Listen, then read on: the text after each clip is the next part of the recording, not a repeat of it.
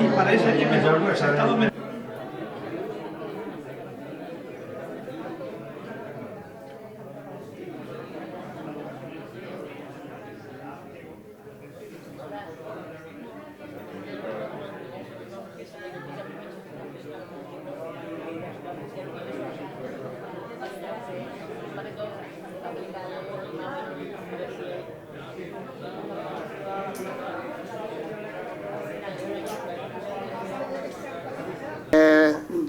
Buenas noches, agradeceros vuestra asistencia, agradecer a don Francisco su asistencia también y su generosidad a la hora de prestarse a una actividad aquí en el pueblo que hacemos conjunto por primera vez con el Círculo de Artesanos, sobrada experiencia en organizar actos de conferencias y otras actividades como la revista, que se empeña en seguir sacándola, y hay un empeño por parte de algunos, y bueno, pues es una experiencia nueva, es la primera que nosotros organizamos este año como aula de debate junto a artesanos, y espero que no sea la última. Todo lo que se sume a la hora de organizar un evento así, pues siempre agradecido, ¿no?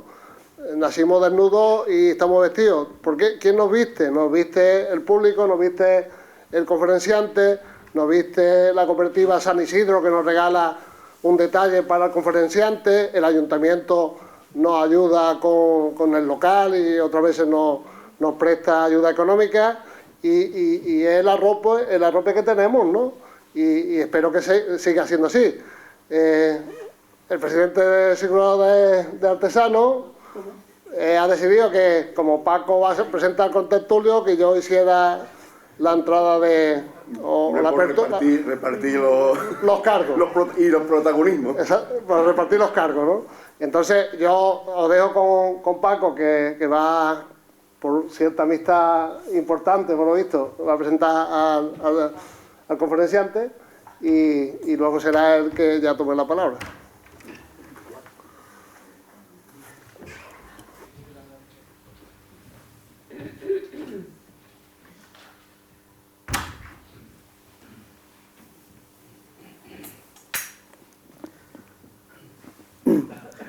Muy buenas noches. Hablar de un amigo es normalmente fácil, ya que lo conocen lo suficiente para saber sus virtudes y sus defectos. Y lo que hoy toca es elogiarlo. Me agrada la frase que dice: a los amigos hay que venerarlos cuando están presentes y honrarlos cuando están ausentes. Muchas gracias por vuestra presencia para escuchar la conferencia de nuestro amigo y paisano Francisco Zamora Merino, titulada Ética y Felicidad. Paco nace en Castro del Río en el año 1952. Cursa el bachillerato elemental en el Centro Libre Adoptado de Nuestra Señora de la Salud de Castro del Río. Estudió el primer año de formación profesional en las escuelas profesionales Felipe Solís de Cabra, para un año más tarde matricularse en la Escuela de Magisterio de Córdoba, combinando en este tiempo estudio y trabajo, ayudando en la droguería de José María Criado y en la zapatería de su tía Salud, ambas en la calle Alta.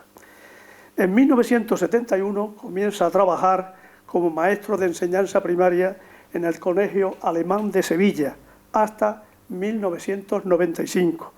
En este año obtiene la licenciatura de Pedagogía en la Universidad de Sevilla y un máster en la orientación educativa.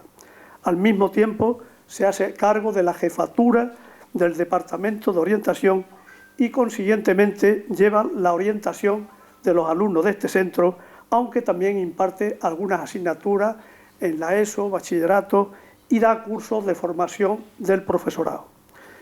Me vais a permitir la licencia. Mis primeros recuerdos con Paco comienzan como compañero de un curso del bachillerato elemental en el Centro Libre Adoptado de Castro del Río, y más tarde como anécdota en el verano de 1970, junto con Rafael Sánchez Centella, que en paz descanse, pusimos una escuela de verano en el Gato Palo, antigua biblioteca municipal. Paco, cuando estudiaba magisterio, por las noches ayudaba a varios amigos para la obtención del certificado de estudios primarios en la escuela parroquial y posteriormente en sus domicilios. En la Asociación Juvenil Castreña Juca Club tuvo una buena intervención como actor en 2 obras de teatro, Elena y El Conferenciante, representadas en el Gran Cinema, hoy Teatro Cervantes, y en el Cine Scala Seli, para los más jóvenes, estaba situado en lo que hoy es la Casa de la Juventud, siendo ambas obras escritas y dirigidas por nuestro mutuo amigo José Jiménez Ortega. Estando esta sede en el llano de la iglesia, se habilitó una habitación para escuchar música y celebrar bailes. Paco decoró aquel salón dándole un toque vanguardista, ya que sus tenues luces, intermitentes y de colores, no eran las más aceptadas por un pequeño sector social. De todas formas, aquel salón casi se llenaba. Asimismo, escribía en la revista que publicaba el Juca Club, titulada Internos, entre nosotros, al igual que lo sigue haciendo en la que edita el Círculo de Artesanos. Como dato a resaltar, esta asociación juvenil en el año 1970 tenía 198 socios y 28 socias, con edades comprendidas entre los 18 y 25 años aproximadamente. Paco es un enamorado de la educación. Su entrega se podría resumir en la célebre frase del filósofo Kant: dormía y soñé que la vida era bella, desperté y advertí que era deber. Pero pienso que Paco sobrepasa la profesionalidad y se introduce en el terreno de lo vocacional. Para él, el alumno no es el sujeto capaz de aprender lenguas, matemáticas, etc., sino que a la vez debe ir practicando la educación en valores, implicando en esta tarea todo aquel que pueda aportar algo positivo, la tribu, como dice el pedagogo y filósofo español José Antonio Marina, para formar personas acorde con la sociedad que les toca vivir. Creo que todo lo bueno que se debe de una persona es saludable sacarlo a la luz, porque, como decía Antonio Machado, todo lo que se ignora u olvida se desprecia. Es una persona sencilla, coherente con sus principios, extraordinario colaborador, como prueba de ello, por eso lo tenemos esta noche aquí, aunque sé que los elogios no le agradan, confío en su benevolencia y por eso me atrevo a decirlo en estos momentos. Y con esto termino. Paco, muchas gracias por venir. Sé que habéis hecho un gran esfuerzo por estar hoy aquí, acompañado de tu esposa Marina. Tenéis el agradecimiento del Círculo de Artesanos, del Aula de Debate Miguel de Cervantes y de todos los presentes. Cedo la palabra a Paco.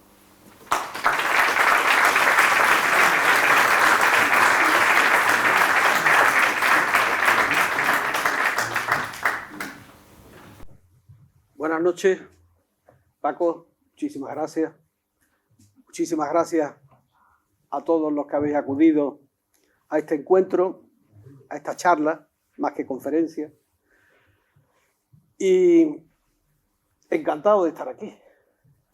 Encantado de compartir con vosotros lo que yo sé, lo que yo he aprendido desde mi más tierna infancia, porque yo creo que desde que nacemos, pues no paramos de aprender. No nos diferencia de los animales que ya nacen con casi todo aprendido. Y nosotros lo tenemos que aprender todo. Y también a ir por la vida, ¿no? Paco, tú has elogiado mucho mi trabajo, mi dedicación, mi vocación. Te lo agradezco de verdad. Pero yo estaba enamorado de lo bien que tú usabas y lo bien que la buena caligrafía que tenías. Con la pluma aquella Cabeco que te regalaron tus padres. Y fuimos algún año en el instituto compañeros de pupitre. Y yo miraba y es que era perfecta. Y me dijiste tú una vez, pues mi trabajo me ha costado. Porque no es fácil sacar una caligrafía a la primera de cambio allí con todas las letras enlazadas, perfectas. El primer año que yo llegué al colegio alemán, en Sevilla, me dieron una plantilla del tipo de letra que yo tenía que enseñar en primero de la EGB, que se iniciaba aquel año. Fue el curso 71-72. Y nosotros habíamos estado estudiando, preparando las oposiciones, la Ley General de Educación de Villar Palasí, que nos sirvió mucho para abrirnos a otra mentalidad a la hora de enseñar, diferente al tipo de educación que habíamos recibido aquí, de la letra con sangre entra y a palo limpio, ¿no? Entonces,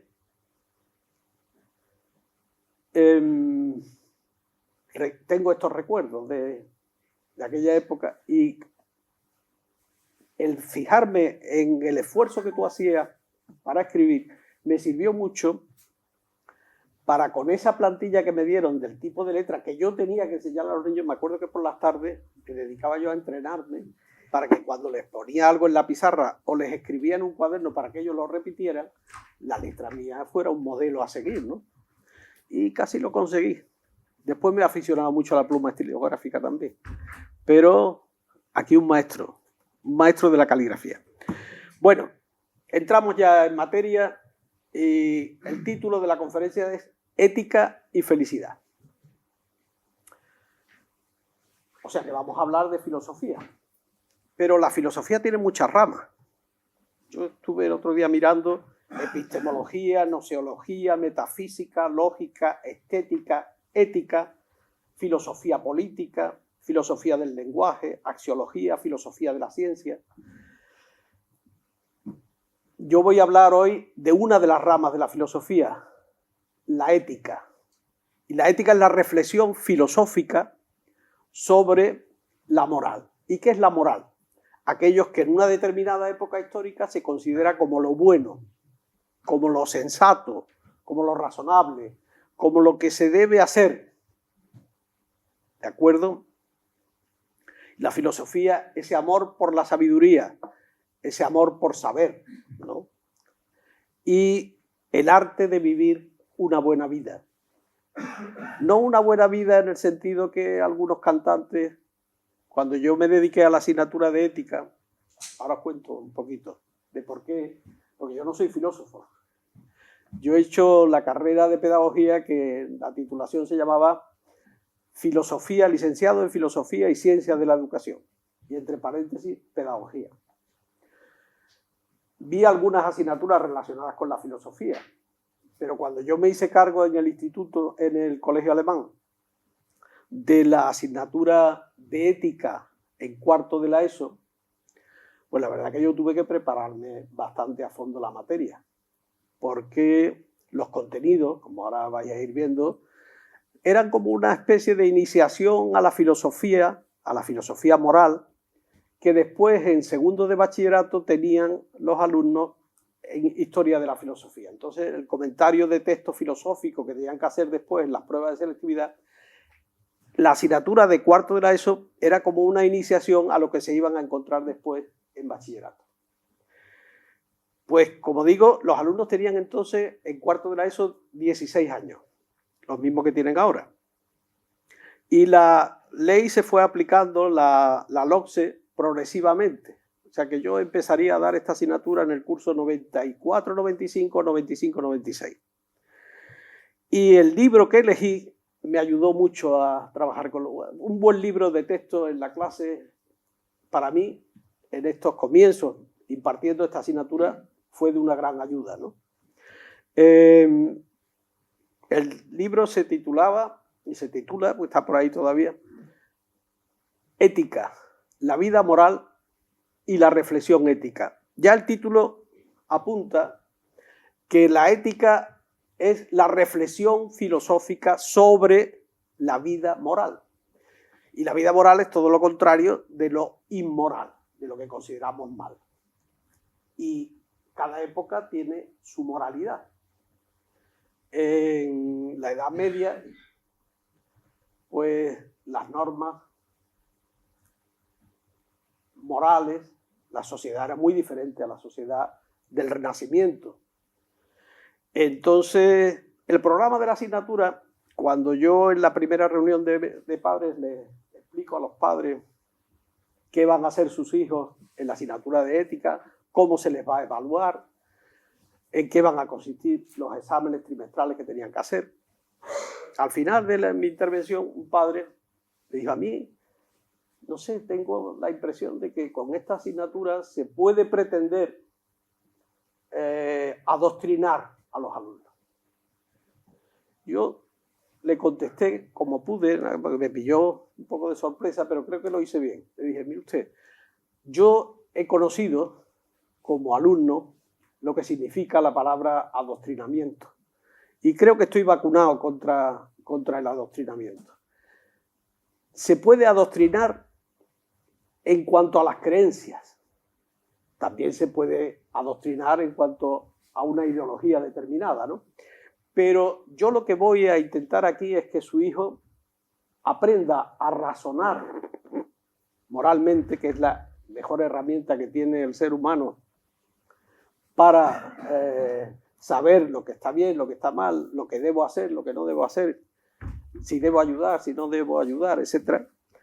Y la finalidad última, el objetivo último es que cuando termine este curso, su hijo pueda ser mejor persona, porque haya aprendido a razonar moralmente, tenga un grado, un nivel de autonomía moral que no se guíe para decidir qué conducta es la apropiada por lo que otro le dice. O sea, la moral heterónoma, que sería la que es otro el que influye en nosotros a la hora de decidir lo que está bien y lo que está mal, o la moral autónoma.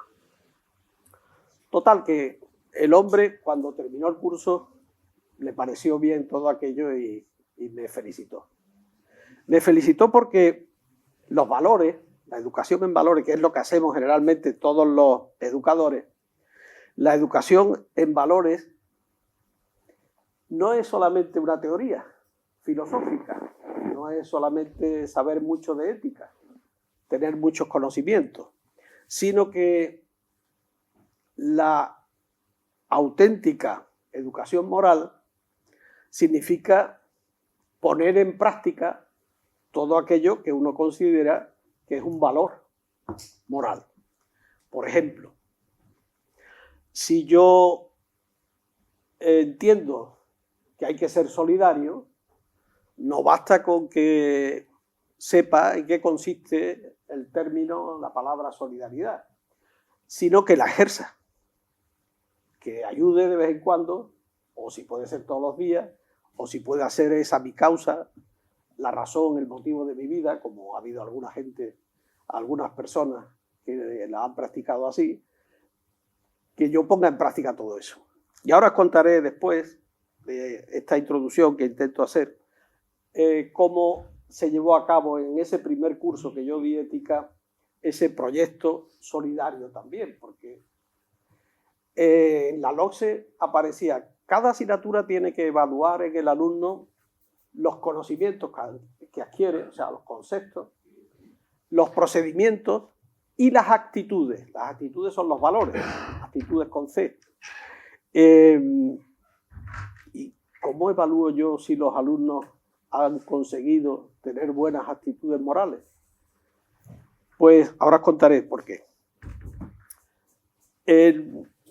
Yo creo que en todo aprendizaje, no solamente en esta asignatura, el educador, el profesor, el maestro, tiene que transmitir en los alumnos, los padres también, confianza. Porque el alumno da mucho más de sí cuando oye mensajes positivos en el sentido de tú puedes. Porque el tú puedes se va a convertir después en el yo puedo y va a sacar adelante aquello que se proponga en la vida, ¿no? ¿Y confianza en qué? Si yo le traslado esa confianza de tú puedes usar tu capacidad de razonar. Y en eso consistía una parte del programa de la asignatura, en un entrenamiento en el razonamiento moral, para alcanzar la autonomía moral.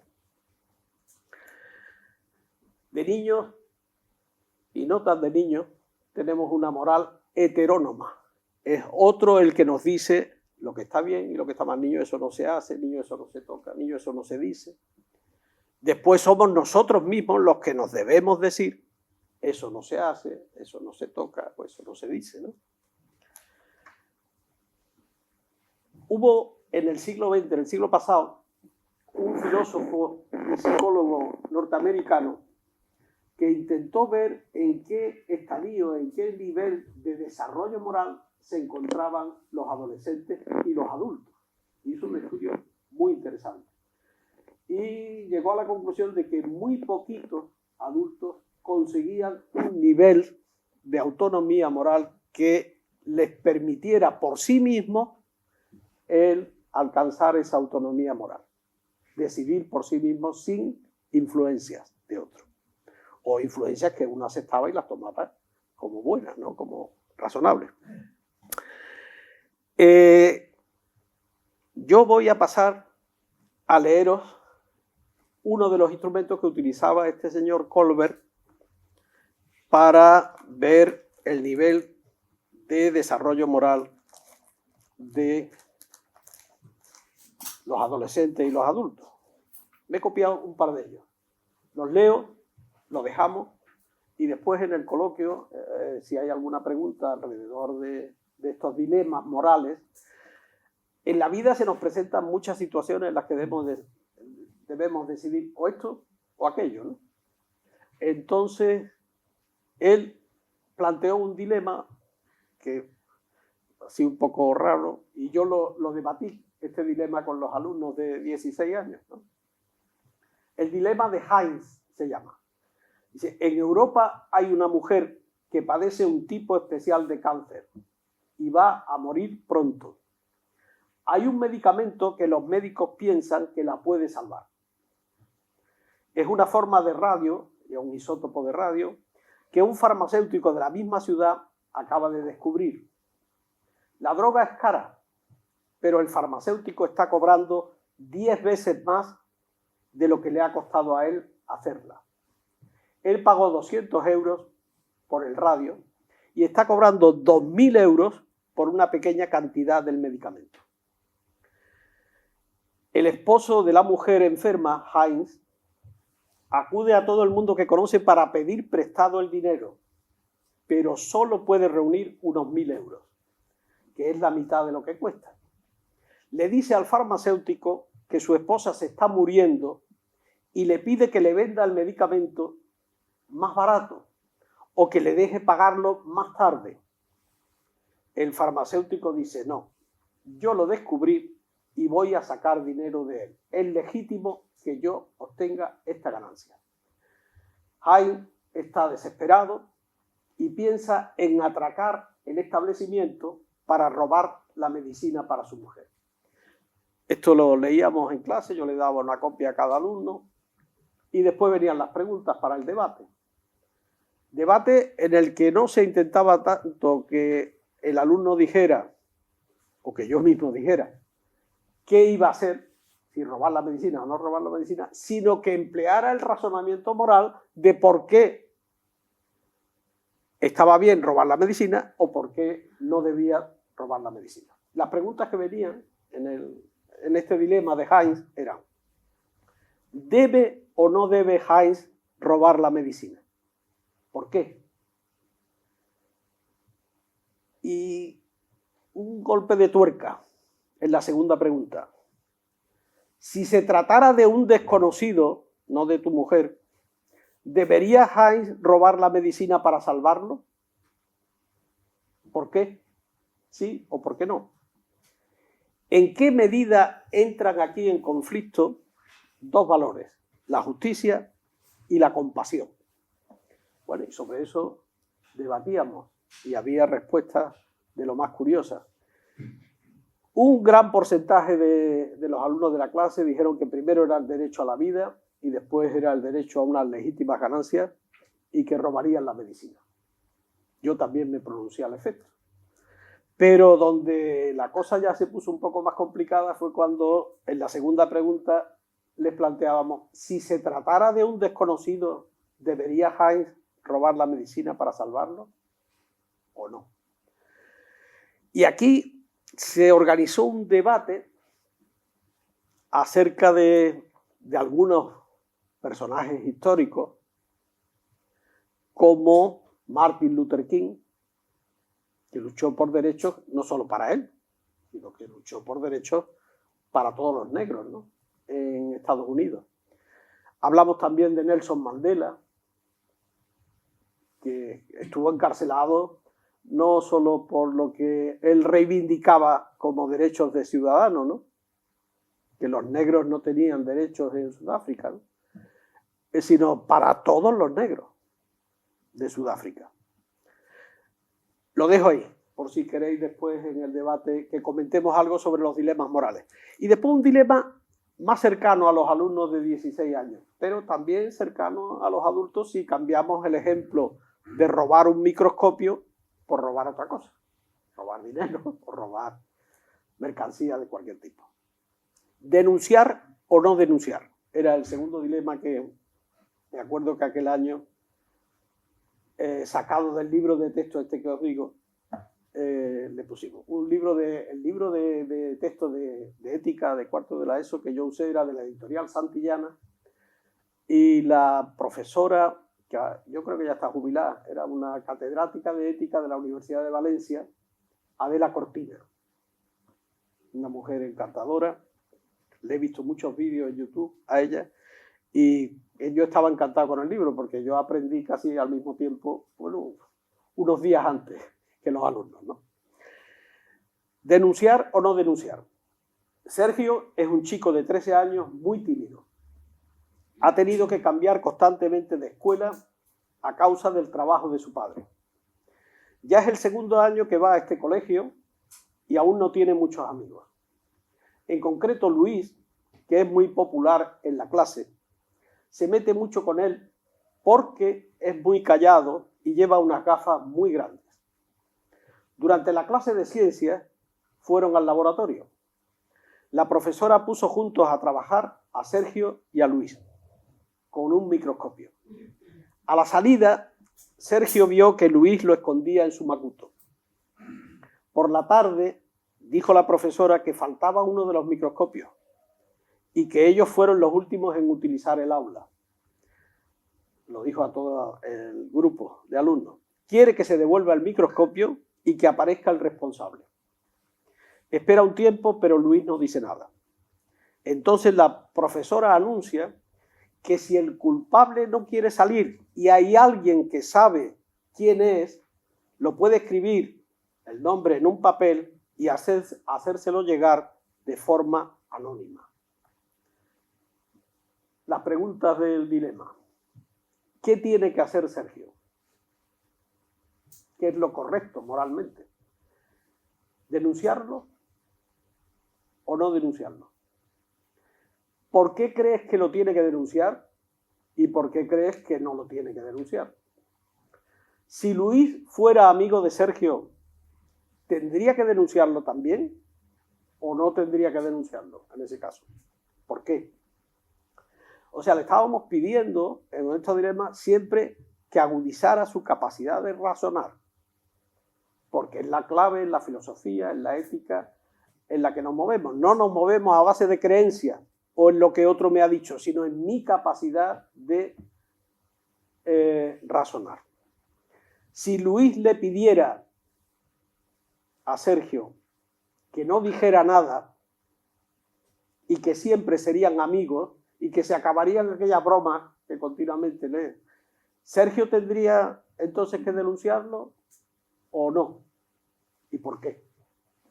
Bueno, como os podéis imaginar, eran unas clases en las que yo aprendí mucho y en las que veíamos los valores morales, cómo se alcanzaba esa autonomía moral y cómo agudizaban el ingenio a la hora de razonar, ¿no?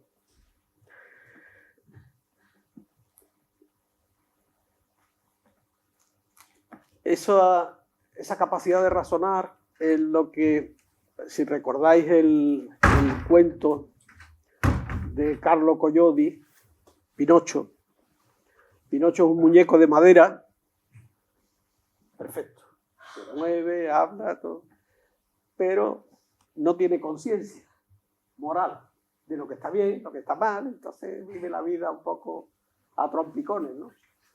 Pues Pinocho, cada vez que dice una mentira, que no se debe mentir, se debe decir la verdad, aunque a uno le cueste, pues le crece la nariz. Entonces, el hada madrina consigue que Pinocho tenga conciencia moral. Y la conciencia moral es Pepito Grillo. Pepito Grillo es el que dice, Pinocho, por ahí no, te estás equivocando. Eso no. Cada uno de nosotros tiene esa voz interior que conocemos como el nombre de conciencia, es la conciencia moral, pero que en realidad está en nuestra capacidad de razonar y que nos puede llevar a la autonomía o no. ¿Qué valores son los que... Voy a destacar 3 épocas. La antigüedad, retratada muy bien en la figura del héroe en la Ilíada. No sé si habéis visto la película Troya, esa de Brad Pitt. Brad Pitt no es el héroe. Brad Pitt, que representa a Aquiles en la película, es un mercenario que va allí a pelear y que va a venderse al mejor postor, al que más le pague, ¿no? Con su propio ejército que tenía, de mercenarios. Bien, el héroe de la Ilíada, de Troya, de la guerra de Troya, es Héctor. Héctor está considerado como la figura que encarna todos los valores morales de la antigüedad. Es fuerte y valiente, es respetuoso hijo, padre amante, amigo leal, temeroso de los dioses, ciudadano responsable y apreciado por todos los suyos. Así lo describe Homero, el carácter de Héctor. Algunos de estos ideales de vida, algunos de estos valores, todavía siguen siendo válidos, pero después vamos a analizar la época actual. En el Renacimiento, estoy aquí en un acto organizado por el Círculo de Debate Cervantino y por el Círculo de Artesanos, ¿no? Yo soy socio también, y mi mujer también, somos socios del Círculo de Artesanos. Y es para mí algo maravilloso poder hoy citar a nuestro querido Cervantes en los valores que encarna el caballero, Don Quijote, que son los valores, creo yo, que debía tener Cervantes, porque ahora os cuento. Yo, cuando estuve aquí en el año 2016 dando aquella conferencia sobre la inteligencia o las inteligencias, dije públicamente que hasta hacía unos meses no había leído el Quijote. Había leído algunos capítulos sueltos en el castellano antiguo y aquello era muy farragoso, tenía que estar continuamente consultando. Total, que cuando salió, yo creo que fue en el 2016, cuando yo estuve aquí, en el 2015 salió la primera edición del Quijote de Trapiello, que estuvo aquí en la jornada cervantina del mes de noviembre y que nos dejó a todos con la boca abierta. Pero más que quien me dejó a mí con la boca abierta diciendo qué maravilla, qué discurso, fue Espido Freire. Espido Freire, cuando le dedicó su oratoria a la pastora Marcela, el amor entre Marcela y Grisóstomo. He copiado aquí unos párrafos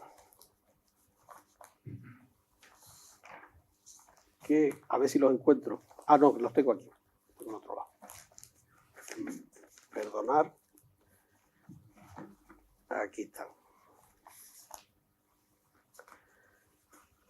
Digo yo que en el Renacimiento el ideal de vida de Don Quijote, que encarna al caballero, al caballero andante en este caso, porque va viviendo sus aventuras a lo largo de toda España, es el hombre que lucha por su verdad, que tiene fe en la justicia, ansia de libertad, atención a los necesitados, que es valiente y que busca el amor en su Dulcinea del Toboso. Bueno, pues hay en el capítulo 14, creo que es de la segunda parte del Quijote de Trapiello, que qué trabajo más maravilloso ha hecho este hombre de poner el Quijote en el castellano actual, porque ahora da gusto leerlo. Yo lo tengo que un día leo un capítulo, a los 2 o 3 días leo otro capítulo, y da igual por dónde lo coja. Es una lección de vida cada capítulo, porque cómo a través de la ficción consigue Cervantes hacernos reflexionar acerca de la moral. Y hay un amor imposible en el capítulo 13 y 14, creo, y 12 también.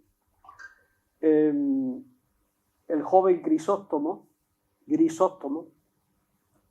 el nombre que le puso, Grisóstomo, y la joven Marcela. Grisóstomo no soporta la negativa de Marcela, está locamente enamorado de ella, de su belleza, y como ella no acepta el tener una relación con él, después de hacer todo tipo de cosas para atraerla y tal, se acaba suicidando. Y el día de que lo van a enterrar, en el sitio donde él había dejado dicho todos los pastores, está allí también Don Quijote, porque la noche anterior ha estado hablando con los pastores de la crueldad de Marcela, que debido a que no ha querido tener relaciones con Grisóstomo, se ha matado. Y la llaman de todo, la fiera. Bueno, el día del entierro se presenta Marcela delante de todos los pastores que están allí enterrando a su amigo. Y en lo alto de una peña, yo voy a leer solo un fragmento, que es el que me interesa para lo que voy a comentar después. Fijaros lo que dice Marcela. Fijaros lo que dice su personaje. Fijaros lo que dice Cervantes. Dice Marcela: yo nací libre y para poder vivir libre escogí la soledad de los campos. Los árboles de estas montañas son mi compañía. Las claras aguas de estos arroyos, mis espejos. Con los árboles y con las aguas comunico mis pensamientos y hermosura. Fuego soy apartado y espada puesta lejos. A los que he enamorado con la vista, he desengañado con las palabras. Y si los deseos se sustentan con esperanzas, no habiendo yo dado ninguna a Grisóstomo, ni colmado a nadie ninguno de sus deseos, bien se puede decir que antes lo mató su porfía que mi crueldad. Y si se me imputa que eran honestos sus pensamientos y que por eso estaba yo obligada a corresponderlos, digo que cuando me descubrió la bondad de su intención en ese mismo lugar donde ahora se cava su sepultura, le dije yo que la mía era vivir en perpetua soledad y de que sola la tierra gozase el fruto de mi recogimiento y la ofrenda de mi hermosura. Y si él, con todo este desengaño, quiso porfiar contra la esperanza y navegar contra el viento, que menos que se anegase en la mitad del océano de su desatino. Si yo lo hubiese entretenido, habría sido una falsa. Si lo hubiese contentado, habría obrado contra mi mejor intención y propósito. Y después sigue hablando más. Y cuando ya termina su discurso y se va a ir, el amigo de Grisóstomo, Ambrosio, se quiere ir detrás de ella porque no se puede contener de la rabia de que esta mujer haya tenido la osadía de venir allí a hablar en la tumba del que se ha suicidado por ella negarle el amor, ¿no? Entonces, cuando Don Quijote ve a Ambrosio que va a ir en busca de Marcela, se echa mano a la espada y, sin sacar la espada, dice: puesta la mano en el puño de su espada, dijo Don Quijote alto y claro: nadie de ningún estado ni condición se atreva a seguir a la hermosa Marcela, so pena de caer en mi furiosa indignación. Ella ha mostrado con claras y suficientes razones la poca o ninguna culpa que ha tenido en la muerte de Grisóstomo, y cuán ajena vive de condescender con los deseos de ninguno de sus enamorados, por lo que es justo que, en lugar de que la sigan y persigan, sea honrada y estimada por todos los buenos del mundo, pues muestra que en él ella es la única que vive con tan honesta intención. No me digáis que esto no es el mejor discurso feminista que se puede escuchar, tanto por parte de Don Quijote como por parte de Marcela.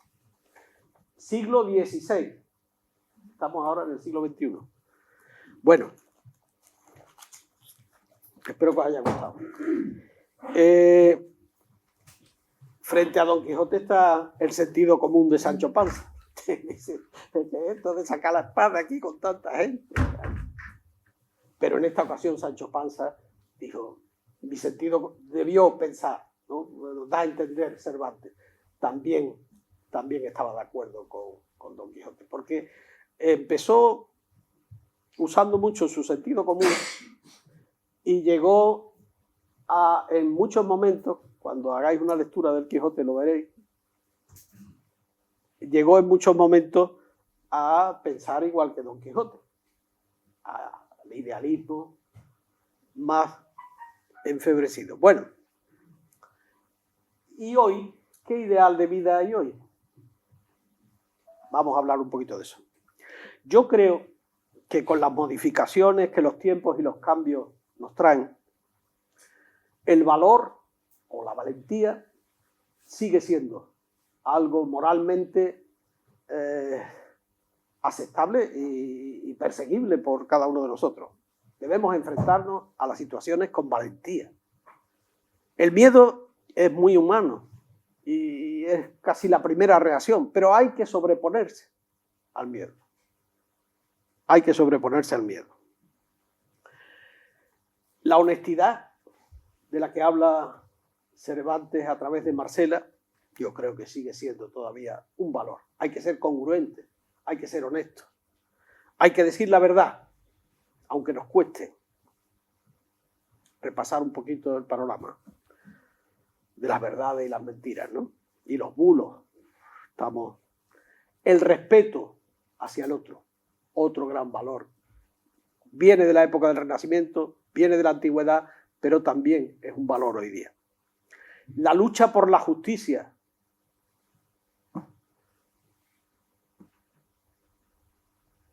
¿Qué decir de la justicia hoy en día? Cuando alguien se atreve a decir que va a ser un resort donde antes había una ciudad, ¿no? La ciudad de Gaza, y allí aquello va a ser una playa. Y la solidaridad, creo que sigue siendo hoy un valor en alza también. Y en general, todos los derechos recogidos en la Declaración Universal de los Derechos Humanos. Voy a hacer un poquito de historia. La Segunda Guerra Mundial duró del 1939 a 1945. Tengo unos datos aquí. 70 millones lucharon en esa guerra. 70 millones de personas. 40 millones de civiles aproximadamente murieron en esa guerra. 20 millones de soldados murieron en esa guerra. Esa guerra que duró casi 6 años. En 1948, las Naciones Unidas hace la Declaración Universal de Derechos Humanos. A ver si de alguna manera se acababa con esa barbarie que es la guerra, con esa inmoralidad que supone el matar para conquistar un territorio, para defender unos intereses, etcétera, etcétera. El ser humano, la vida, debe estar por encima de los intereses de los poderosos, que son los que organizan las guerras. Ellos no van, pero las organizan. Bueno, ¿y cómo se pone en práctica hoy día, por ejemplo, el valor de la solidaridad? Yo les planteé a los alumnos algo parecido de ese primer año que di la asignatura de ética. Digo, bueno, para ser un virtuoso del violín tienes que ensayar todos los días 40 horas, si las hubiera. O del piano, de cualquier instrumento musical, tú no eres un virtuoso si no te mentalizas de que ese va a ser tu esfuerzo diario y disciplinadamente te dedicas a eso. ¿Cómo se aprende a ser solidario? Pues ayudando a otras personas. No hay, ya se sabe lo que significa la palabra solidaridad, ahora vamos a poner en práctica esa solidaridad. Entonces, esto, en vez de decírselo yo a los alumnos, cuando terminamos la exposición de los derechos, de la Declaración Universal de Derechos Humanos y demás, una alumna dijo, Paco, yo creo que nosotros teníamos que poner en práctica algunos de los valores. Y a mí el valor que me parece que podríamos nosotros hacer algo en ese sentido es la solidaridad. ¿Por qué no nos traes información de algunas organizaciones que tengan proyectos solidarios? Y yo les llevé tres proyectos solidarios. El de la Fundación Vicente Ferrer, de apadrinamiento de niños en la India, en la región de Anantapur. El proyecto solidario de Médicos Sin Fronteras y el proyecto solidario de una ONG sevillana que había trabajado en Paraguay, en la capital, en Asunción, con los niños del basural. Los niños pobres de los arrabales de la ciudad eran los que, cuando los camiones descargaban la basura, se colocaban debajo a ver si había algo que comer.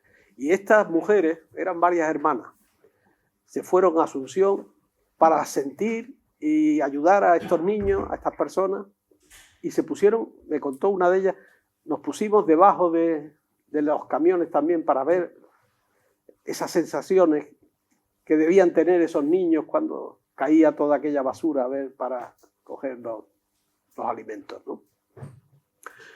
Bueno, pues de los tres proyectos acordaron los dos grupos que yo tenía de cuarto de la ESO,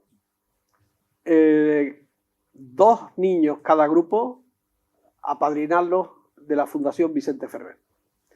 Entonces ellos nos escribían mensualmente una carta y los alumnos se encargaban de recaudar el dinero, 2 euros por alumno, eran 25 en la clase, 50 euros, que iban mensualmente, cada uno de los 2 grupos de cuarto de la ESO, en la hora del recreo, yo los acompañaba, iban al banco, a la Caixa, a hacer el ingreso en la cuenta que tenía la Fundación Vicente Ferrer. Y mensualmente pues había intercambio de correspondencia. Vicente Ferrer, si sabéis algo de su vida, y si no, buscarlo, porque es otra persona con un grado de autonomía moral para hacer el bien que merece la pena. Hay una película sobre él, del 2013, que también la recomiendo. Está basada en la vida y protagonizada por el actor Imanol Arias, que con la barba eso le da un poquito de parecido a Vicente Ferrer. Bueno, pues yo creo que ya, por el tiempo que llevamos, me voy a pasar a la otra parte de esta conferencia, de esta charla, que es la felicidad. Hemos hablado mucho de ética, de valores, de ideales de vida, de autonomía moral, y ahora vamos a hablar de la felicidad. Lo primero cuando yo me estaba preparando esta charla, fue acudir al diccionario de la RAE. Y allí aparecen una serie de sinónimos. Con unos estoy muy de acuerdo y con otros yo creo que no es la idea de la que hablaban tanto Aristóteles como Epicuro de Samos como los estoicos, que son los tres que yo voy a desgranar un poquito sobre su idea de la felicidad. Los tres proyectos de felicidad, proyectos éticos. En el diccionario dicen dicha, sinónimos de felicidad son la dicha, ventura, contento, satisfacción, bienestar, suerte, prosperidad, fortuna, alegría, bonanza. Todos dicen algo de la felicidad, pero quizás la palabra a la que se referían los griegos cuando hablaban de felicidad, que ellos le llamaban eudaimonia o algo así, eudaimonia, es fundamentalmente el bienestar, el sentirte bien cada día. Y como dijo Martin Luther King, si yo supiera que voy a morir mañana, hoy también plantaría un árbol, ¿no? O si yo supiera, como Nelson Mandela, que me van a encarcelar, como en verdad lo encarcelaron, y fueron 30 años o algo más los que se pasó en la cárcel, pues haría lo mismo. Bueno, pues ese estado de bienestar, pase lo que pase.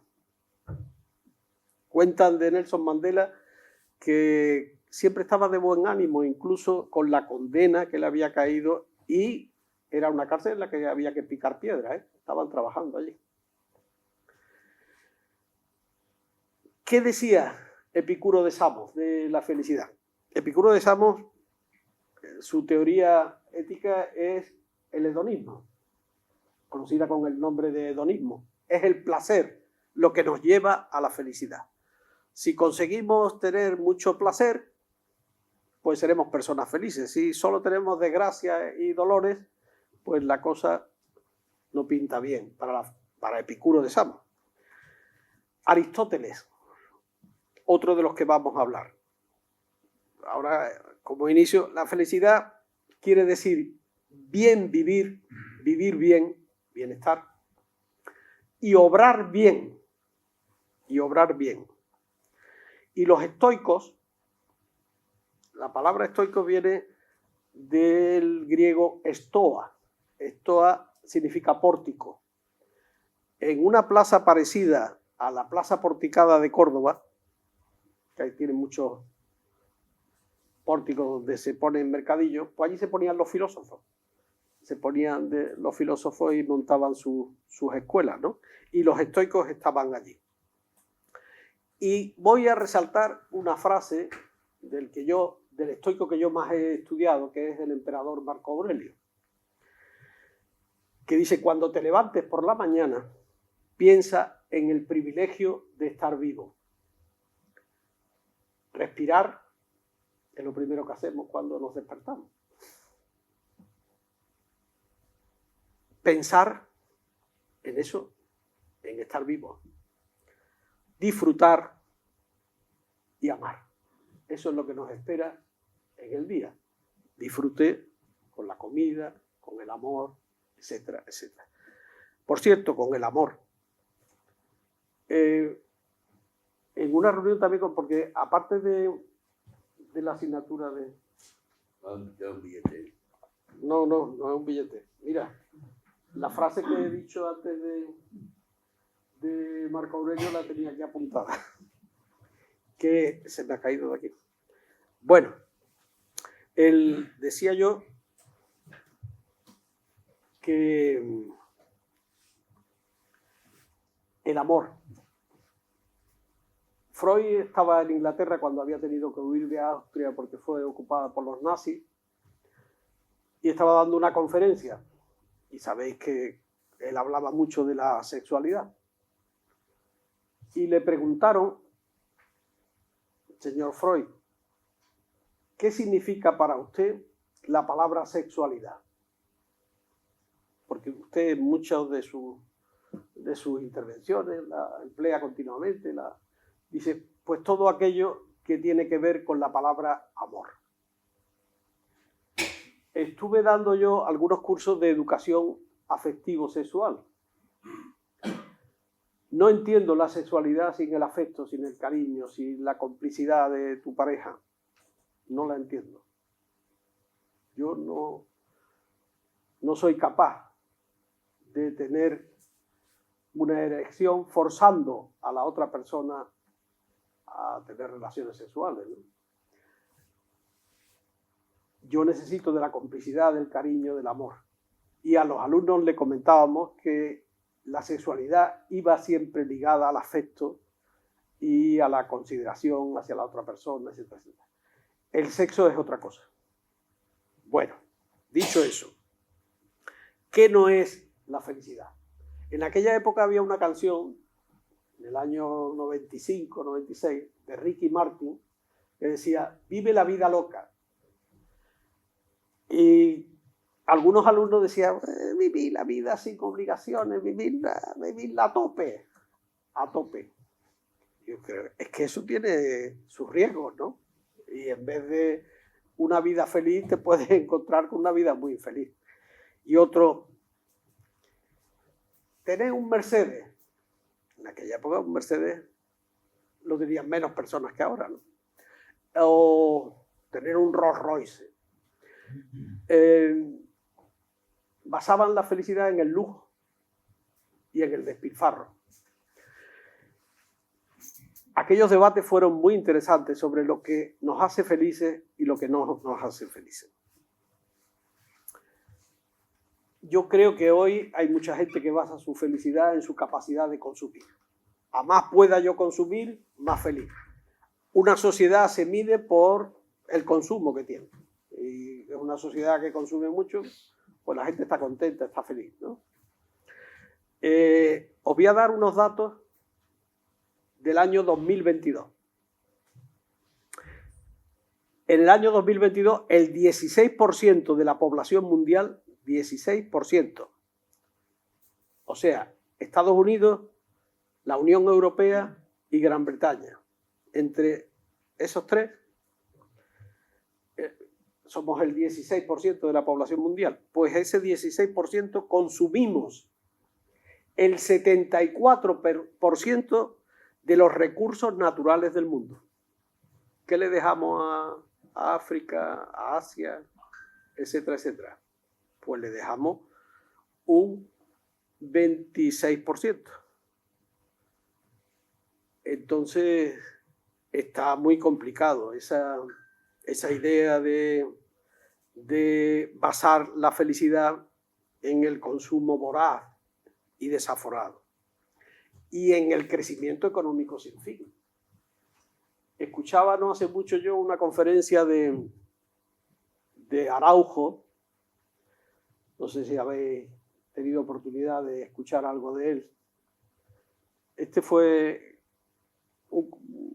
Hizo programas de televisión, un naturista muy interesante, y tiene publicado varios libros. Y decía que de continuar con este ritmo de crecimiento desmedido a nivel económico, pues la sociedad va al colapso. Esto no se puede, o el planeta va al colapso, decía él, porque esto no hay quien lo aguante. Vamos a ver qué pasa. Bueno, pues nos vamos con las tres teorías éticas. La hedonista. Epicuro de Samos, año 341 a.C., nace este señor, en la isla de Samos. Hace unos 2000, casi 2400 años, y dijo cosas muy interesantes. Aristóteles admiraba mucho a Epicuro de Samos. Funda una escuela en Atenas, que se llama El Jardín, mirá qué nombre más bonito le puso a su escuela, y da acceso libre a los esclavos, a las mujeres y a las prostitutas. Hace 2400 años. Para él, la felicidad es la búsqueda del placer y la huida del dolor. Máximo placer y mínimo dolor. Pero, claro, para conseguir esos placeres, ¿qué tipo de razonamiento moral es el que hay que hacer? Él hablaba de una razón calculadora. Hay que calcular muy bien qué riesgos son los que tiene determinados placeres y si me interesan o no me interesan. Abrimos un debate en la clase sobre el consumo de drogas, por ejemplo, que algunos los veía yo que estaban ahí intentando ver y probar, ¿no? Eso tiene sus riesgos. Si tú te metes por ahí, o el consumo de alcohol, si es también de una forma desmedida, pues también tiene sus riesgos, ¿no? O sea que la felicidad para él no es un proyecto de la sociedad, sino es un proyecto individualista. Es cada individuo el que tiene que buscarse la felicidad a través, decía él, del placer, pero calculando muy bien los riesgos de tomar X o Y decisiones. Para él, la felicidad es placer, serenidad y un estado en el que no hay perturbaciones del alma ni dolor alguno. O sea, parece que está hablándonos del nirvana, está hablándonos de lo que algunos consideran el paraíso terrenal, etcétera, etcétera. No con un planteamiento religioso, sino con un planteamiento de hacer ese paraíso a través del placer aquí en la tierra. Aristóteles, en el año un poquito más joven que Epicuro, en el año 384 a.C., y funda su propia academia, escuela que se llama el Liceo. Este fue un genio a nivel intelectual, como poco ha dado la humanidad. Fue preceptor de Alejandro Magno. Funda esa escuela, filósofo y científico. En la antigüedad clásica, en Atenas, no existía tanta compartimentación del saber. Había filósofos, matemáticos, músicos, que dominaban todas esas materias, ¿no? Por ejemplo, Pitágoras no era solo matemático, sino también filósofo y músico. Los pitagóricos dominaban el tema de los instrumentos, de la música bastante bien. Aristóteles, todavía en las universidades, en la Facultad de Biología, se hace referencia a su tratado de biología, donde hizo una clasificación de las especies animales y vegetales. Y Darwin, autor de la teoría de la evolución, consideraba ese manual de Aristóteles como el libro en el que él basó su investigación, por el estudio que hizo de las diferentes especies, etcétera, etcétera. Fue un genio que influyó posteriormente en Immanuel Kant, Descartes, Copérnico y muchos otros. Él aprendió de filósofos como Sócrates, Platón, Pitágoras, Epicuro, y tiene publicado un libro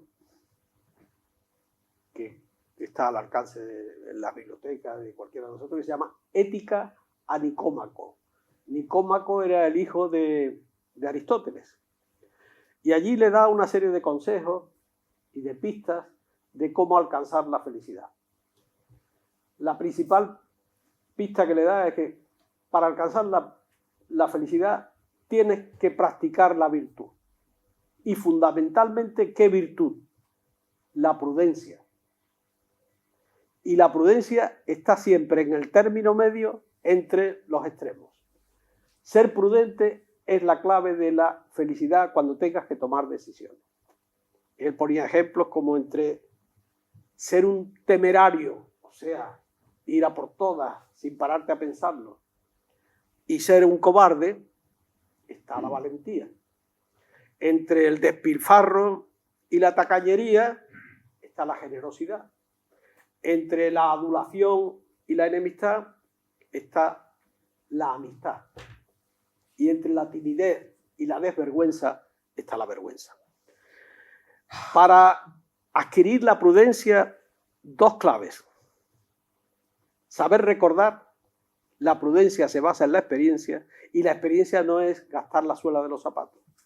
La experiencia significa que sobre aquello que hacemos, que actuamos, hay que pararse a pensar, hay que reflexionar. ¿Cómo he actuado en esta ocasión? ¿Qué he hecho? ¿Qué he hecho bien? ¿Qué he hecho mal? Para tomar nota y ver a la próxima qué hay que hacer. Y hay que instruirse. Yo creo que cuando uno aprende algo, la persona prudente estudia y se informa. Hay temas sobre si alguien me pregunta, digo, yo de eso no sé. Algo que no he estudiado o algo que no tengo experiencia en ese sentido y no te puedo decir mi opinión, ¿no? Hoy hay gente que se atreve a dar todo tipo de opiniones, todo tipo de comentarios y a lo mejor no ha leído un libro en su vida, ¿no? Pero lo tienes de influencer que influyen en la moral de la gente, pues, en su comportamiento, ¿no? Bueno, esto sobre Aristóteles. Y ya termino con los que yo estoy estudiando últimamente, con mi amigo Pepe Jiménez Ortega. Teníamos un proyecto sobre filosofía estoica. Creo que interesante, pero ahí está medio aparcado. El fundador de la teoría estoica fue Zenón de Sitio. Era un comerciante chipriota que en uno de sus viajes comerciales a Atenas, el barco naufraga, él salva la vida y se establece en Atenas. Y allí, en las estoas, en los pórticos del ágora, es donde él empieza a impartir su filosofía de vida.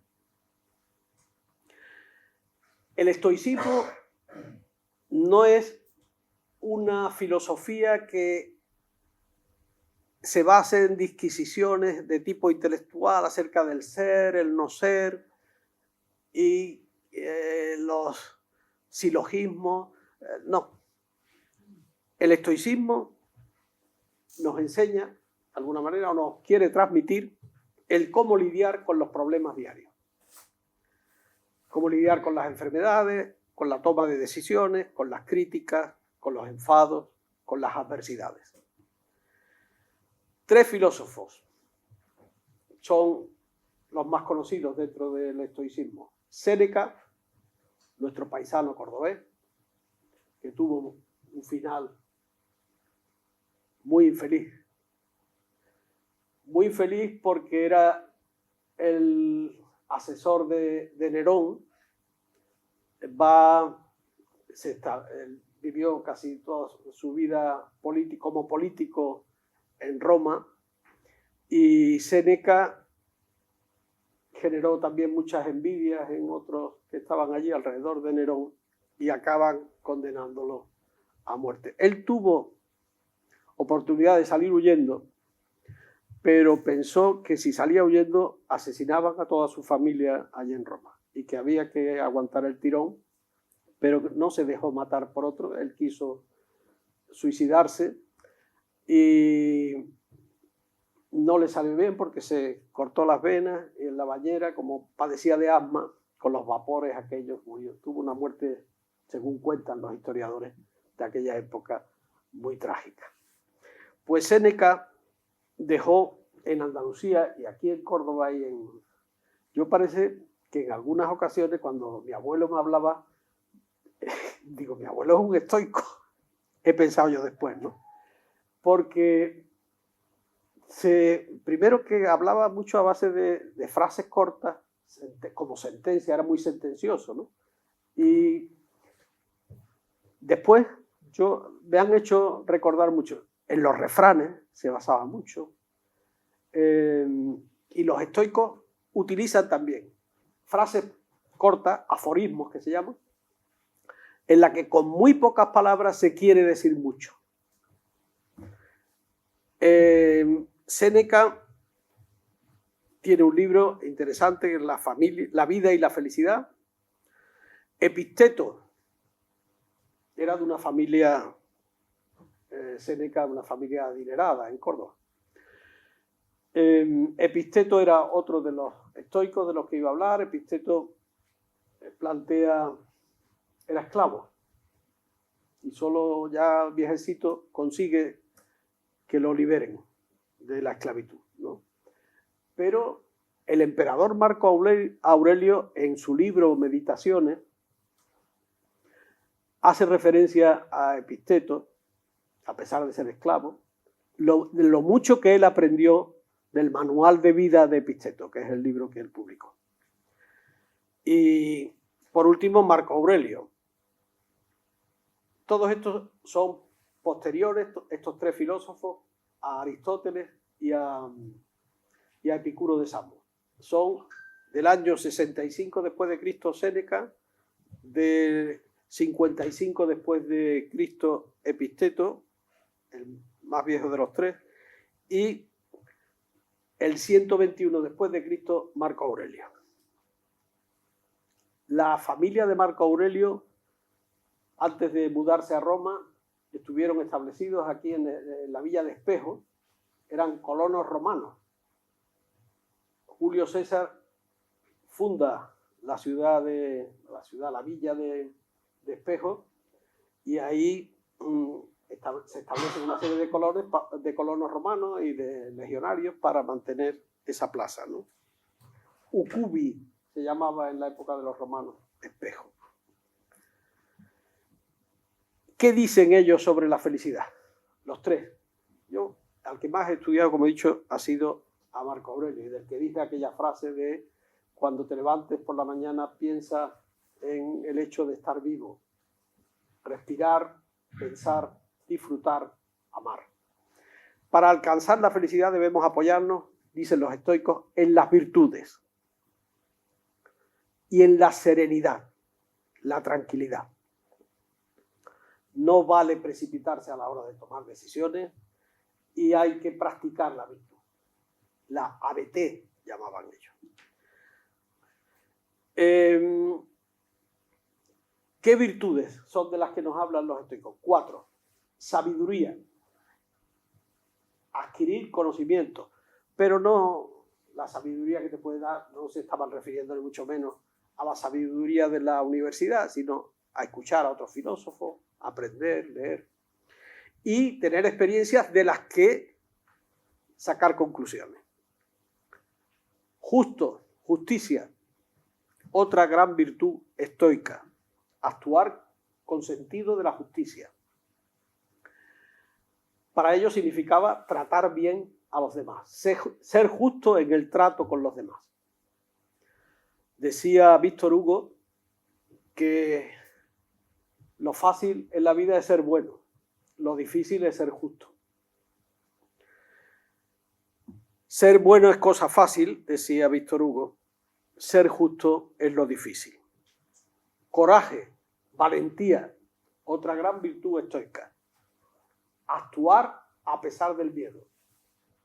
Que el miedo hay que superarlo, hay que atreverse en situaciones que exijan de nuestra valentía, como en esta que os ponía de ejemplo de Don Quijote cuando está a punto de empuñar la espada y dice: que nadie siga a Marcela, o tiene que pasar aquí por mi cadáver, ¿no? Y templanza, actuar con moderación, con sobriedad, con mesura, con austeridad. En el libro Meditaciones, Marco Aurelio, en el primer capítulo, dice con una claridad absoluta: he huido toda mi vida del despilfarro, no lo puedo soportar. Fue un hombre muy generoso. Está considerado como uno de los 5 emperadores buenos que tuvo Roma: Nerva, Trajano, Adriano, Antonino Pío y Marco Aurelio. Trajano y Adriano provenían de Itálica, en Sevilla. Marco Aurelio, su familia provenía de Urcubi, Espejo. O sea que tenemos aquí una cuna de filósofos. Y vivió 59 años, Marco Aurelio, y dio ejemplos de valores morales muy interesantes. Os voy a decir algunos. En la guerra contra Mesopotamia, los legionarios volvieron con la peste que se conoció después como la peste antonina. Contagiaron a los países, no solo a Italia, sino todos los países alrededor del imperio. Morían en Roma solamente, diariamente, 2.000 personas. Diariamente. Aquí, con la pandemia del COVID, el día que más personas murieron fueron 1.000 personas. Fue el pico de la tragedia que tuvimos de la pandemia del COVID. ¿Qué hizo Marco Aurelio ante esta enfermedad? Se acabó contagiando él también. Se retiró a una villa que tenía cerca de la costa y al poco tiempo murió. Pero antes de morir, viendo la penuria en la que estaba la ciudad, subastó todos sus bienes y los repartió entre las personas necesitadas. Todos sus bienes. Cuando hayáis visto la película de Romano, Gladiator, la de Gladiator 1, el emperador Marco Aurelio que sale allí no tiene nada que ver, ni físicamente, ni humanamente, con el emperador Marco Aurelio. Marco Aurelio fue un gran hombre. Si visitáis alguna vez Roma, allí en el ayuntamiento, veréis en los palacios palatinos, veréis la estatua ecuestre, era una figura. Y un gran emperador. Hizo leyes donde mejoró la situación de los esclavos. Estamos hablando de una época, tanto en Grecia como en Italia, como en Roma, como en todo el imperio, una sociedad esclavista. Y a pesar de eso hubo gente que trascendió de todo aquello y empezó a hablar de virtudes, empezó a hablar de otra forma de comportarse, ¿no? Y de ver el mundo. Y yo creo que lo he dicho ya casi todo lo que yo tenía apuntado. Es todo por hoy. Tengo aquí puesto. Muchas gracias por...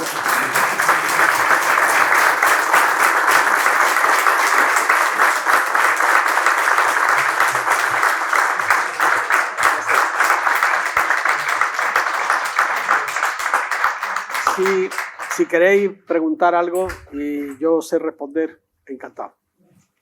Dime. Yo quería preguntar, bueno, volver a lo de la ética. Sí. ¿Tú crees que es ético que a unos niños de 4 años o niñas le digan el color carne?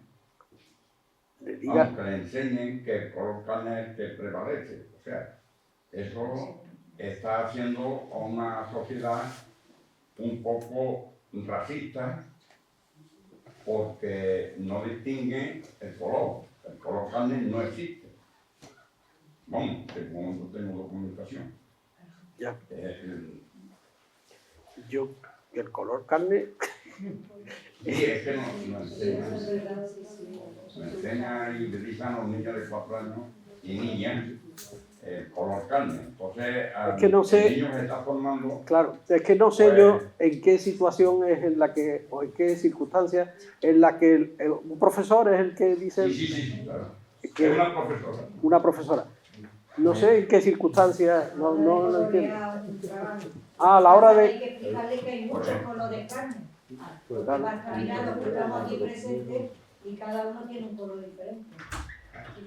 El color de la piel, claro. Yo creo que si se aclara, decir, bueno, hay distintos tipos de color de carne, ¿no? O de piel. Hay distintos tipos, ¿no? Tú quieres pintar la piel de color negro, pues vale, porque hay personas de ese color. Pero vamos, que lo que quiero decir es que sigue siendo, la piel sigue siendo igual que sea color negro. Hombre, claro. Aunque sea... Nos sirve para recubrir el cuerpo. O sea que... Bueno, y pero da que igual me el color. refiero que esa es una forma que estamos volviendo a una forma de adoctrinar. No sé con qué intención se... Vamos, es una profesora que puede ser que sea muy más humilde. Vamos, de la época feminista. Entonces, si desde luego no les explica que el color de la piel puede ser diferente y que da igual, cada uno nace con el color que nace de su piel, que eso no es motivo de discriminación alguna de nadie, pues yo no le veo... Lo que dice que un niño con 4 años, una niña no tiene razonamiento, no razona. Sí, pero un niño con 4... Yo tengo una nieta con 4 años y sabe perfectamente con los colores de la piel explicarse y explicarlo, ¿no? Que cada uno tenemos, unos somos más morenos, otros menos, otros son de piel más blanca. No, sí, yo te Pero digo, ven cómo colocan. Ya. No, el error no es, el error es que en vez de...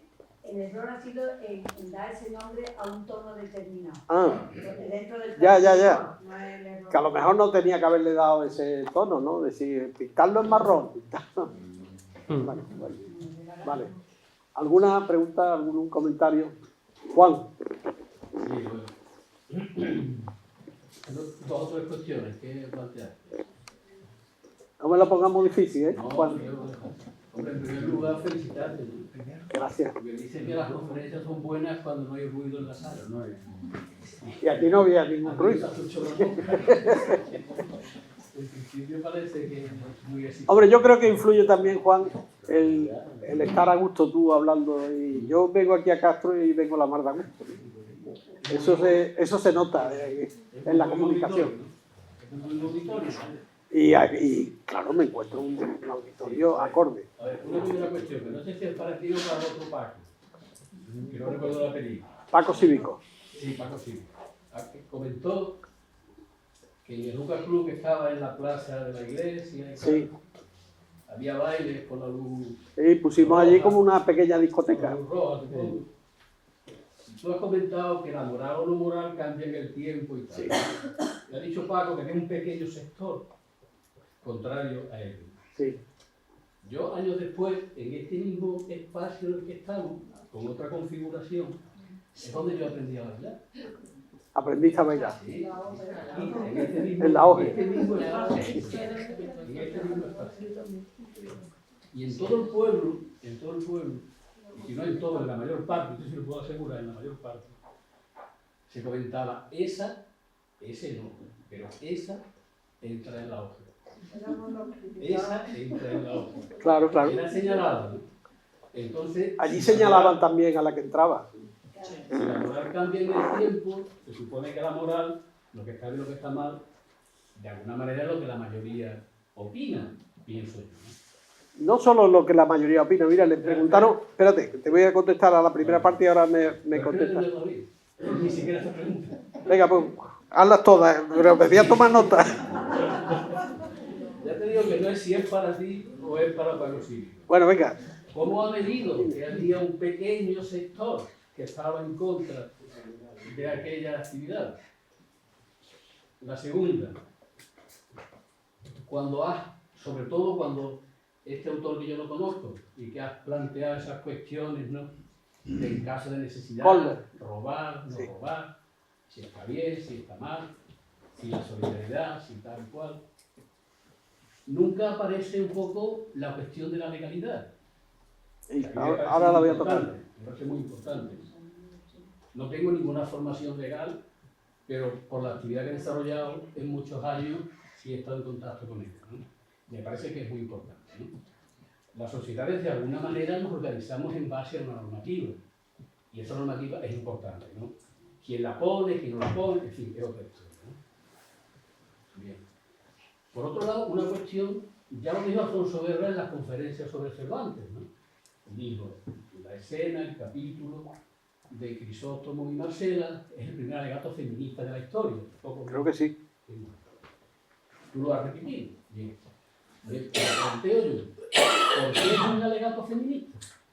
¿Por qué no es un alegato en favor de la libertad, de la dignidad humana en general? era una relación hetero, digamos, pero que no de los siglos. Porque no de los siglos, ¿no? Bien, y la última. Yo cuando he venido para acá no pude ir a tu... Allí tuve menos tiempo, aquí he hablado más. No pude ir. Pero sí fui a la que hiciste sobre inteligencia e inteligencia. Sí. Y una parte y la otra estaban muy relacionadas. Y yo entendí que aquí iba a haber mucha relación entre ética y felicidad. Y sin embargo me han parecido, son dos partes muy importantes, pero que no las relacionan una con la otra, ¿no? Vale. Venga, pues intento contestarte a las tres cuestiones que me has planteado. ¿No han sido cuatro? Empezaste con 3 y has terminado con 4. Bueno, cuando se aprueba en España la ley del matrimonio homosexual con Zapatero, un periodista se desplaza a Roma y entrevista al Papa Benedicto XVI. Y el Papa Benedicto XVI le dijo claramente que estaba en contra de matrimonio homosexual, porque el matrimonio era la unión de un hombre con una mujer y bendecido por la Iglesia. Entonces el matrimonio homosexual la Iglesia no lo contempla, y es algo para la Iglesia inmoral, le dice el Papa Benedicto XVI. Dice, bueno, pero es que las personas que se van a casar del mismo sexo no van a pasar por la Iglesia, se van a casar por lo civil. Dice, sí, pero lo que hoy es inmoral, como es legal, con el tiempo acabará siendo moral. Y efectivamente, ahora mismo el matrimonio homosexual es visto por amplias capas de la población como algo moral. Incluso muchos de los que lo criticaron se han casado por lo civil. Muchos de los que lo criticaron homosexuales, ¿no? Entonces, es verdad que la moral cambia con el paso del tiempo. En aquella época que tú te referías, pues sí, algunos señalaban, pues estaba allí, esta es más puta que así. Pero menos mal que todo eso va cambiando.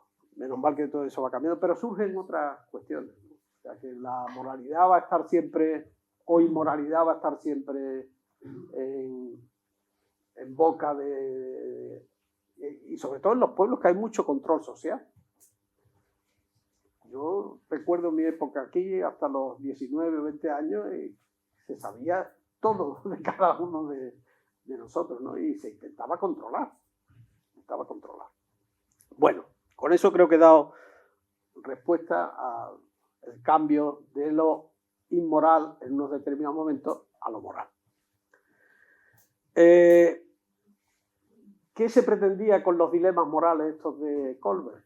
Pues se pretendía que ante diferentes situaciones que se nos presentan en la vida, emplees tu capacidad de razonamiento moral para actuar con autonomía y con moralidad.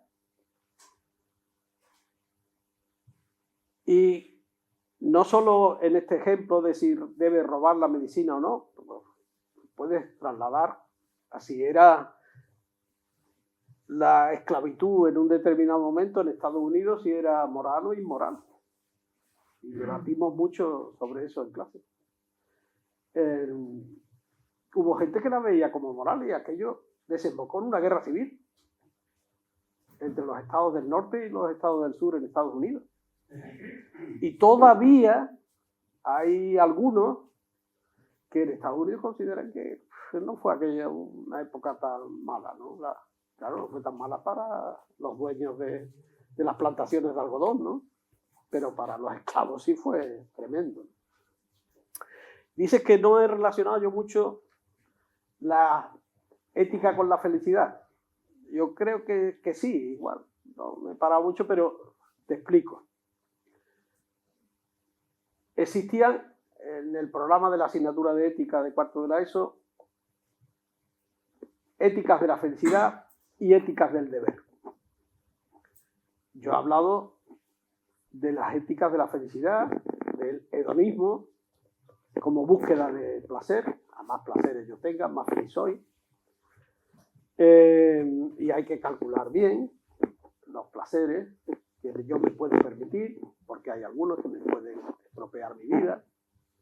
He hablado de la ética aristotélica, de la virtud de la prudencia, que es el camino para ser felicidad entendida como bienestar. No la felicidad, eso creo que lo aclaré, del paraíso, etcétera, ¿no? Y por último la teoría hedonista, ¿no? Y me he parado un poquito más en Marco Aurelio, que es la figura que conozco más, y su libro Meditaciones. Son tratados éticos de felicidad. No sé si te he respondido a todo. En parte al menos. ¿Y lo de Crisóstomo y Marcela? Lo de Crisóstomo y Marcela es sobre todo la actuación de Don Quijote la que yo quería, y la actuación de Marcela también. Si eso es feminismo o no es feminismo, pues mira, yo creo que algo del discurso feminista, sin pretenderlo Cervantes, porque no estaba inventado todavía, algo del discurso feminista dice Cervantes ahí en esos capítulos dedicados al posible amor entre Marcela y Grisóstomo. Léetelo, que te van a gustar. Yo es que creo que no. ¿Que no te van a gustar? No, no. Ah. No, que creo que no es un alegato feminista. Ah, bueno, eso es, eres muy libre de, eres muy libre de pensarlo, ¿no? En el patriarcado, al hombre, al hermano, Claro. Y sin embargo, ahí él está defendiendo a una mujer. Sí, pero podría Que ser. es femenino. Cuando ella está defendiendo Pero la libertad. Y él está defendiendo Juan, que no tengas ningún problema en pensar que eso no era un alegato. Ya está. Venga, Diego. Como has visto que ha divinizado a Marco Aurelio, siempre hay una controversia entre el emperador y el filósofo.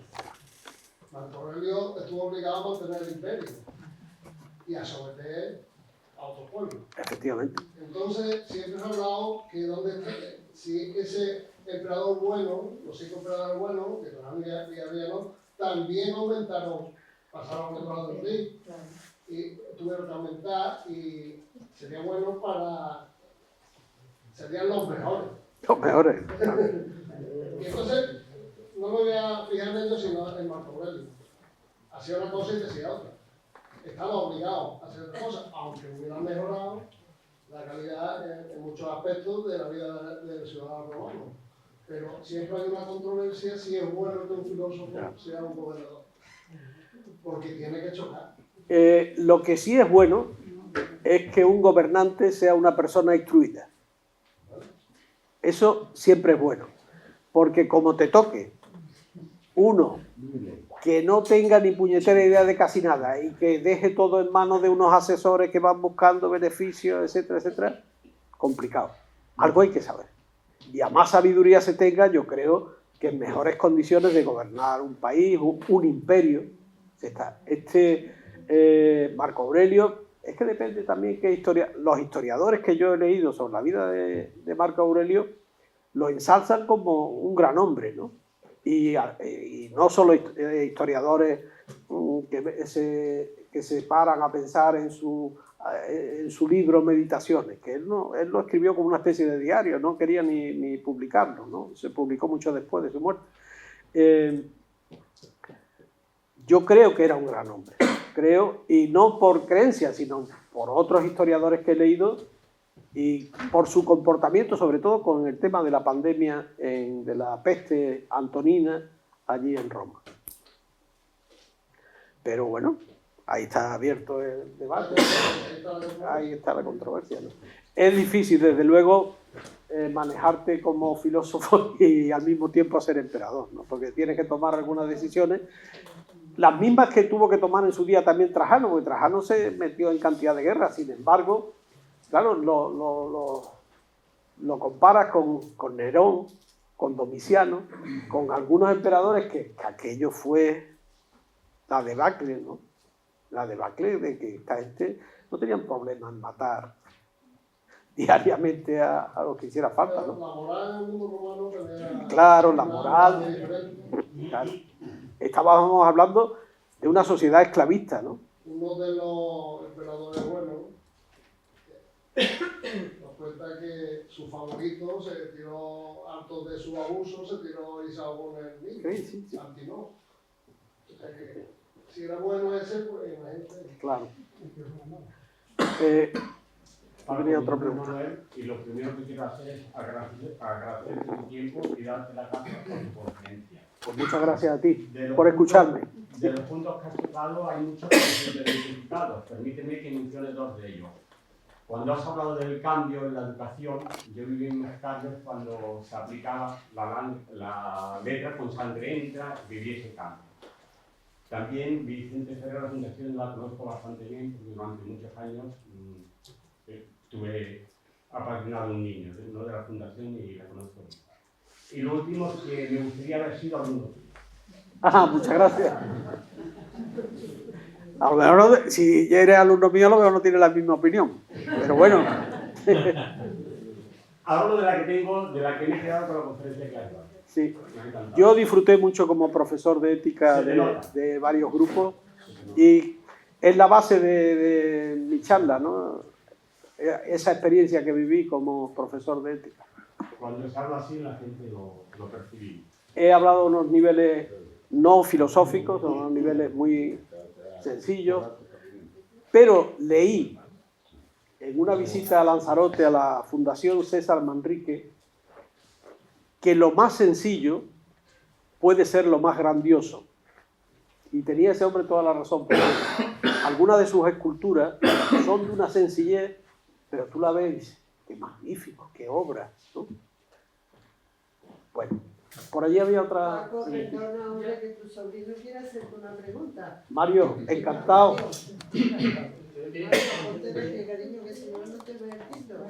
No, da igual. Dilo, Mario. ¿Y qué tenía el medicamento para que valiera tanto? A ver, ¿Qué tenía el medicamento para que costase tanto? No es que a él no le costó tanto, pero como él lo había inventado, quería ganar mucho dinero con ese invento. Y no se paró a pensar, ese farmacéutico que había inventado, no se paró a pensar que había gente que podía morir si no se lo vendía más barato. Eso fue lo que pasó. Lo que pasó no pasó en verdad. Es algo que alguien ha inventado para poner la cabeza a pensar un poquito. Mario, buena pregunta la tuya, ¿eh? Me ha encantado. Una cosa muy simple. Cuando una persona pide la pena de muerte, ¿a quién te la pide la pena de muerte? Se la pediría con un familiar suyo, muy cercano. Claro. Se pide para, pero... Sí. Ahí tiene razón. Yo escuché el otro día sobre la pena de muerte en el debate del programa este de 59 segundos, que lo lleva Gemma Nierga. Entrevistaron a un expresidente del Barça que fue condenado y estuvo casi 2 años en la cárcel.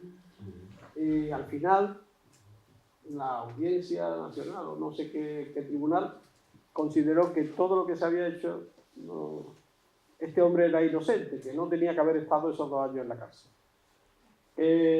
La justicia a veces falla estrepitosamente. Y entonces hubo allí un tertuliano que dijo, imaginaros que se tiene un fallo en un país donde existe la pena de muerte. Eso ya no tiene vuelta atrás. Si tú te has equivocado y has condenado a esa persona a pena de muerte, pues resulta que si te has equivocado como juez, pues ya lo has matado. Entonces, esa es una razón, la que tú has dicho, y otra razón es la de la equivocación. Es que salieron una estadística de los Estados Unidos que de los 137 últimos ejecutados habían aparecido 27 errores, y muy claro. Posiblemente habría más. Sí. Salió en el programa el español que estuvo en el corredor. También, sí, que al final dijeron la importancia que tenía el dinero a la hora de ser juzgado. El dinero se escapa, ¿eh? El dinero se escapa. Sí. y el caso simple de pasión en Francia. Claro. Bien, ¿alguna pregunta más? Bueno, yo les quería comentar sobre la ética, ¿no? La ética en esta época, actualmente. Sí. ¿De qué sirve? De que se enseñe, por ejemplo, de que se den clases de ética en los colegios, que se enseñen pero no se transmitan. Porque se está enseñando ética, pero en general la ética está, o sea, es ausente. No se está actuando con ética en casi ningún campo. Eso es una incoherencia grande. Estoy Si tú equivocada estás o... continuamente diciendo que hay que ser valiente y después despiden a un compañero tuyo en el colegio y te quedas más callado que en misa, habiendo sido un despido improcedente y de forma totalmente injusta, pues vaya el ejemplo que está dando de valentía. De todas maneras, De acuerdo. se intenta, es que somos enseñantes, se intenta transmitir los valores a los niños, Sí, pero eso muchas veces estamos en contraposición con la práctica familiar y práctica social. Bueno, Bueno, pues, una cosa es que se enseñe y otra cosa que se transmite. No, lo que es se que, transmite, pues, donde hay- no le doy responsabilidad a los No, profesores. no, por si yo no me supuesto, siento sino, o sea, responsable, no, lo que no se sé. transmite es lo que llega más y lo que sube más, o sea, lo que queda más en la educación. yo no me siento responsable. Yo lo que te quiero decir es que donde hay que buscar el equilibrio es en la sociedad en general, y si no, empezando por cada uno en tu familia. Por supuesto, es que Esa es la no se puede pedir que se transmita solamente los valores en los colegios. Los valores y la ética se Pero tienen que no transmitir en la funciona casa. lo que tú has planteado, donde entra en contradicción es precisamente porque la práctica no se da en general, o sea, me hablo desde los políticos, la televisión, los medios, la prensa, todo en general, las redes, todo en general, ¿no? O sea, hay una falta de ética generalizada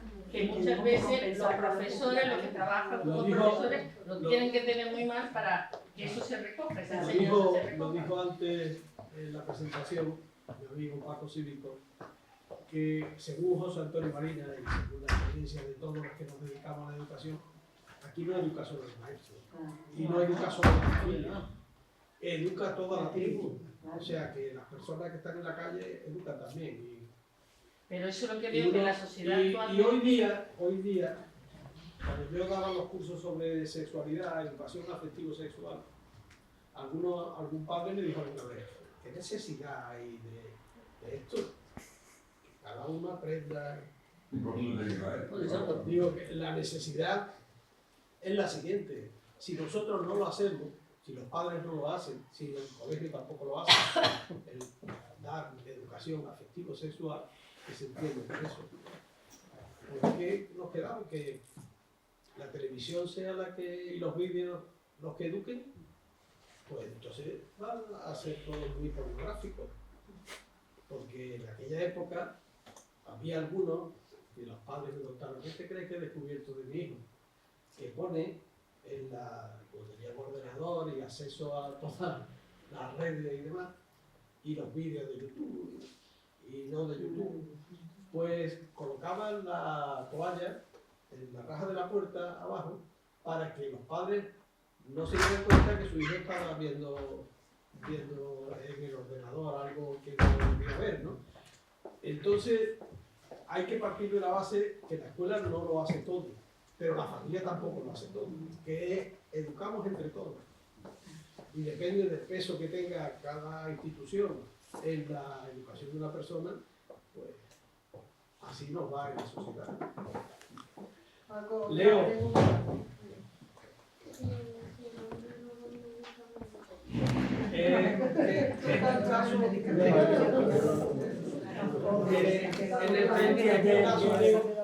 En el que yo le preguntaba a los alumnos si ellos lo robarían. Pero no es algo que pasó en realidad. Es para que se pararan a pensar si en esa situación era mejor robarlo o decir a pobrecita que se muera. Entonces, allí dimos toda nuestra opinión.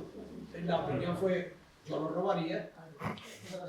Cuando ya hubo más división de opiniones fue cuando, y si no fuera tu mujer, que fuera un desconocido, ¿lo robaría?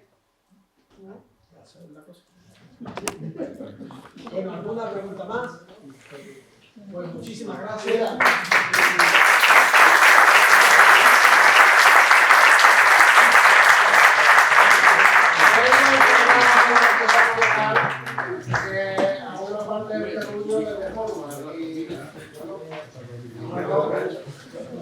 Exactamente. Y luego la cooperativa San Isidro, de detalle, como nosotros tenemos 5 litros de aceite, no líquidos.